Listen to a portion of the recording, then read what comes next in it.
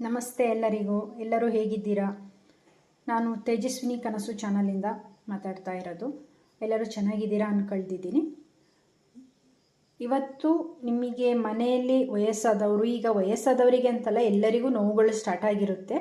ಅದೇ ಥರ ಯಾರ್ಯಾರು ನಿಮ್ಮ ಮನೇಲಿ ವಯಸ್ಸಾದವರಿದ್ದಾರೆ, ಇಲ್ಲ ನಿಮಗೆ ನೋವಾಗಿರ್ಬೋದು, ಒಂದೇ ಒಂದು ಮುಷ್ಟಿ ಹುಣಸೆ ಹಣ್ಣಿಂದ ಯಾವ ರೀತಿ ನೋವನ್ನು ಪರಿಹಾರ ಮಾಡ್ಕೋಬಹುದು, ಅದು 2 ದಿನದಲ್ಲಿ ನೋವು ಪರಿಹಾರ ಆಗುತ್ತೆ ಅಂದರೆ ನಂಬಕ್ಕೆ ಆಗಲ್ಲ. ಅದನ್ನು ಮದ್ದನ್ನು ನಾನಿವತ್ತು ತೋರಿಸ್ಕೊಡ್ತಾ ಇದ್ದೀನಿ ನಿಮಗೆ. ಇದನ್ನು ಯಾವ ಥರ ಮಾಡ್ಕೊಳ್ಳೋದು ಅಂದರೆ ನೋಡಿ, ಇಲ್ಲಿ ಇಷ್ಟು ಒಂದು ಹಿಡಿಯಾಗಷ್ಟು ಹುಣಸೆ ಹಣ್ಣನ್ನು ತಗೊಂಡಿದ್ದೀನಿ. ಇದನ್ನು ಅರ್ಧ ಗಂಟೆ ಮೊದಲು ನೀರಲ್ಲಿ ಈ ಥರ ಕದಡಿಸಿ ಇಡಬೇಕು. ಇದನ್ನು ಇವಾಗ ನಾವು ಕುದಿಸ್ಕೋಬೇಕು. ಈ ಥರ ಚಿಕ್ಕದೊಂದು ಬಾಣಲಿ ತಗೊಂಡು ಇದಕ್ಕಿಟ್ಟು ಇದನ್ನು ಹಾಕ್ಬಿಟ್ಟು ಇದನ್ನು ಗಟ್ಟಿ ಮಾಡಬೇಕು. ಇವಾಗ ನೋಡಿ ಹಾಕ್ತಾ ಇದ್ದೀನಿ. ಇದನ್ನು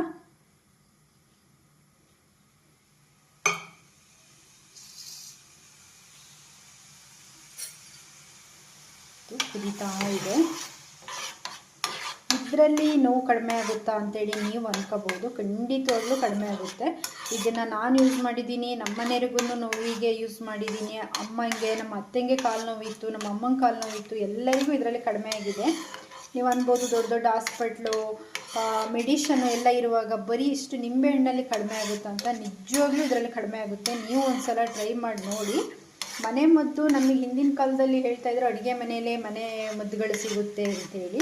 ನಿಜವಾಗ್ಲೂ ಸಿಗುತ್ತೆ. ನಾವು ನೋಡ್ಕೊಂಡಿರಲ್ಲ ಅಷ್ಟೇ. ನಮಗೆ ಯಾವ ವಸ್ತು ಏನಕ್ಕೆ ಉಪಯೋಗ ಆಗುತ್ತೆ ಅನ್ನೋದು ಗೊತ್ತಿರಲ್ಲ. ಅಡುಗೆ ಮನೆಯಲ್ಲೇ ಮನೆ ಮದ್ದುಗಳು ತುಂಬ ಇರುತ್ತೆ, ಎಲ್ಲ ಥರದಕ್ಕೂ ಇರುತ್ತೆ. ನೋಡಿ, ಇದು ಕುದೀತಾ ಇದೆ. ಇದು ಗಟ್ಟಿಯಾಗಬೇಕು.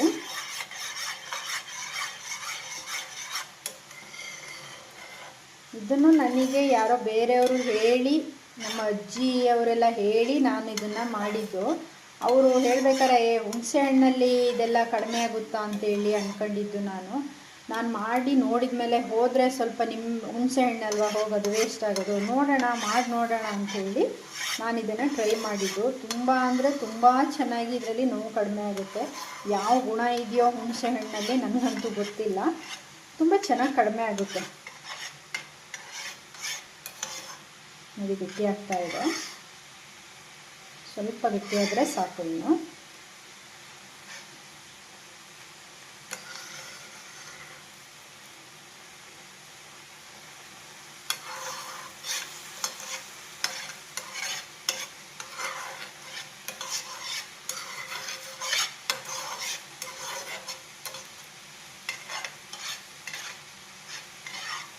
ಎಲ್ಲರೂ ಒಂದ್ಸಲ ನೋವಿಗೆ ಮನೆಯಲ್ಲಿ, ಮಂಡಿ ನೋವಿಗೆಲ್ಲ ತುಂಬ ಒಳ್ಳೆಯದು. ಮನೆಯಲ್ಲಿ ಒಂದ್ಸಲ ಟ್ರೈ ಮಾಡಿ ನೋಡಿ ಇದನ್ನು. ನೋಡಿ, ಇವಾಗ ಗಟ್ಟಿಯಾಗಿದೆ. ಗ್ಯಾಸ್ ಆಫ್ ಮಾಡ್ಕೊಳ್ತಾ ಇದ್ದೀನಿ. ನೋಡಿ, ಇವಾಗ ಈ ಥರ ಆಗಿದೆ. ಇದನ್ನು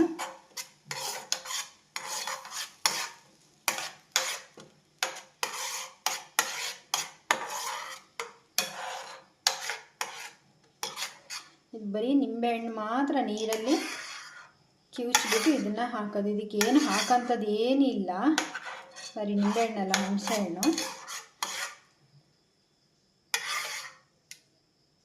ನೋಡಿ, ಈ ಥರ ಆಗಿದೆಲ್ಲ. ಇದನ್ನು ಇವಾಗ ನಮಗೆ ಎಷ್ಟು ಬಿಸಿ ನಮ್ಮ ಕೈಯಲ್ಲಿ ಮುಟ್ಟಕ್ಕಾಗುತ್ತೋ,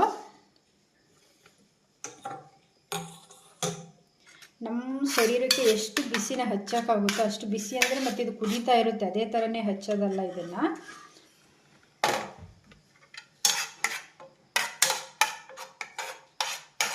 ನಮಗೆ ಇದನ್ನು ಮುಟ್ಟಕ್ಕಾಗಬೇಕು, ಮುಟ್ಬೋದು ಅನ್ನೋ ಥರ ಇರಬೇಕಾದ್ರೆ ನಮ್ಮ ಶರೀರ ಈ ಬಿಸಿನ ತಡ್ಕೊಳ್ಳುತ್ತೆ ಅನ್ನೋಷ್ಟು ಬಿಸಿ ಮಾತ್ರ ಇರಬೇಕು. ಜಾಸ್ತಿ ಬಿಸಿನೂ ಇರಬಾರ್ದು. ಮತ್ತು ಹೇಳಿದ್ದು ಅಂತೇಳಿ ಬಿಸಿ ಎಲ್ಲರೂ ಹಚ್ಕೊಂಡು ಮೈನ ಸುಟ್ಕೊಬಿಡಿ.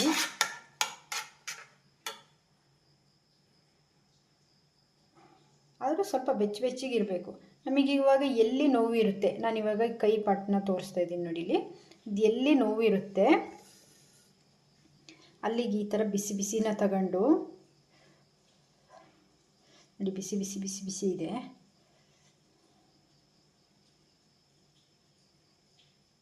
ಇದನ್ನು ಇಲ್ಲಿಗೆ ಹಚ್ಕೋಬೇಕು. ಒಳಗಡೆ ನೋವಿದ್ದರೆ ಅದು ಈಚೆ ಕಿತ್ಕೊಂಡು ಬಂದಂಗೆ ಆಗುತ್ತೆ, ಅಷ್ಟು ನೋವಿರುತ್ತೆ. ನಾನು ಮೊನ್ನೆ ಮಂಡಿ ನೋವಿಗೆ ಹಾಕಿ ನಂಗೆ ಒಂದೇ ದಿನದಲ್ಲಿ ವಾಸಿ ಆಯ್ತದು.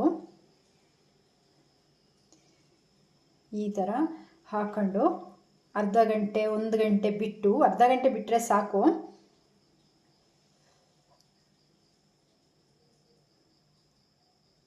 ತುಂಬ ಅಂದರೆ ತುಂಬ ಚೆನ್ನಾಗಿ ಇದರಲ್ಲಿ ನೋವು ಹೋಗುತ್ತೆ. ಇಲ್ಲಾದರೆ ನಿಮಗೆ ಇದೆಲ್ಲ ಇಳಿಯುತ್ತೆ ಅಂತಾದರೆ ಇದ್ರ ಮೇಲೆ ನೀವು ಬಟ್ಟೆನೂ ಕಟ್ಕೋಬೋದು. ಬಟ್ಟೆ ಅವಶ್ಯಕತೆ ಇಲ್ಲ ಅಂದ್ಕೊಳ್ತೀನಿ. ಇದು ಅಲ್ಲಿಗೆ ಜಾಮ್ ಥರ ಗಟ್ಟಿ ಆಗುತ್ತಲ್ವ. ನಿಮಗೆ ಎಲ್ಲೆಲ್ಲಿ ನೋವಿದೆ ಕಣ್ಣು ತಲೆಗೆಲ್ಲ ಹಚ್ಚಕ್ಕೆ ಹೋಗ್ಬಿಡಿ, ಕಾಲು ಕೈ ನೋವಿಗೆ ಮಾತ್ರ. ನಮ್ಮ ಮನೆಯವರಿಗೂ ಮೊನ್ನೆ ಬೆನ್ನು ನೋವಿಗೆ ಹಚ್ಚಿದಾಗ ತುಂಬ ಚೆನ್ನಾಗಿ ಅವರಿಗೆ ನೋವು ಕಡಿಮೆ ಆಗಿತ್ತು. ಈಗ ಒಂದು ಡಾಕ್ಟ್ರ್ ಶಾಪಿಗೆ ಹೋದರೂ ನಿಮಗೆ ಎಷ್ಟೊಂದು ದುಡ್ಡಾಗುತ್ತೆ. ಎಂಟ್ರೆನ್ಸ್ ಫೀಸೇ ನಿಮಗೆ 200-300 ರೂಪಾಯಿ ಆಗುತ್ತೆ. ಇದನ್ನೊಂದು ಸಲ ಮನೇಲಿ ಟ್ರೈ ಮಾಡಿ ನೋಡಿ. ಇದರಲ್ಲಿ ಕಡಿಮೆ ಆಗಲಿಲ್ಲ ಅಂದರೆ ನೆಕ್ಸ್ಟ್ ನೀವು ಡಾಕ್ಟ್ರ್ ಹತ್ರಕ್ಕೆ ಹೋಗ್ಬೋದು. ತುಂಬ ಒಳ್ಳೆ ಮನೆ ಮದ್ದು. ಎಲ್ಲರ ಮನೆಯಲ್ಲೂ ಹುಣಸೆಹಣ್ಣು ಇದ್ದೇ ಇರುತ್ತೆ ನೋಡಿ.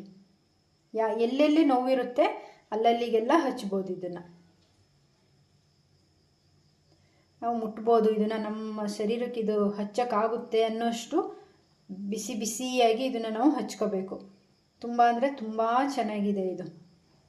ಇದೊಂದು ಮನೆ ಮದ್ದಂತೂ ತುಂಬ ಚೆನ್ನಾಗಿದೆ. ಎಲ್ಲರೂ ಟ್ರೈ ಮಾಡಿ.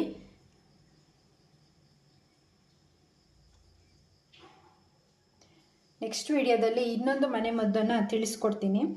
ವಿಡಿಯೋನ ಕೊನೆ ತನಕ ನೋಡಿದ್ದಕ್ಕೆ ತುಂಬ ಥ್ಯಾಂಕ್ ಯು. ಎಲ್ಲರೂ ನನ್ನ ಚಾನಲ್ನ ಸಪೋರ್ಟ್ ಮಾಡಿ ಪ್ಲೀಸ್.